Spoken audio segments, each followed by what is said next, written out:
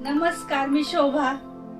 आज तुम्हाला मी थंडगार मठ्ठा बनवून दाखवणार आहे ताकाचा. घरच्या साहित्याने मस्त असा थंडगार मठ्ठा होतो. प्यायला पण एकदम झक्कास लागतो बरं का. एकदा करून बघा. शरीराला थंडावा देणारा थंडगार मस्त. उन्हाळा चालू झाला आहे, एकदा नक्की बनवून बघा. काय काय साहित्य लागतात बघूया.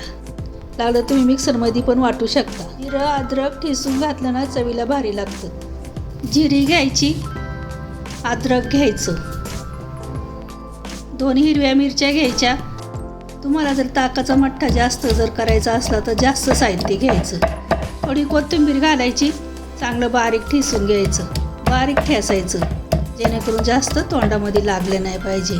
चाट मसाला घेतला, काळं मीठ, साधं मीठ, साखर, कोथिंबीर, जिरं, अद्रक, हिरवी मिरची, कोथिंबीर कुटलेली. ताकाला जरा हिसाळून घ्यायचं. घरचं दही आहे, मस्त असं हिसाळायचं.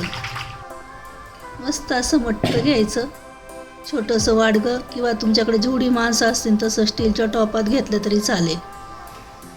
अर्धा चमचा काळ्या मीठ घालायचं, चवीनुसार साधं मीठ घालायचं, चवीनुसार साखर घालून घ्यायची. कुटलेली हिरवी मिरची, जिरं टाकून घ्यायचं. अर्धा चमचा चाट मसाला घातला. तुम्ही लागलंच तर जलजिरा पण घालू शकता.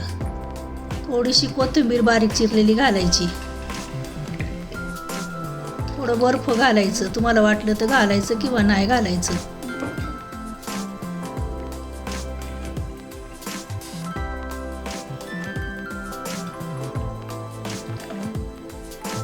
साधा एकदम सोप्पा घरातल्या साहित्याने बनवला गेलेला मस्त थंडगार मठ्ठा एकदा नक्की ट्राय करून बघा. याला एकदम झक्कास लागत असतो.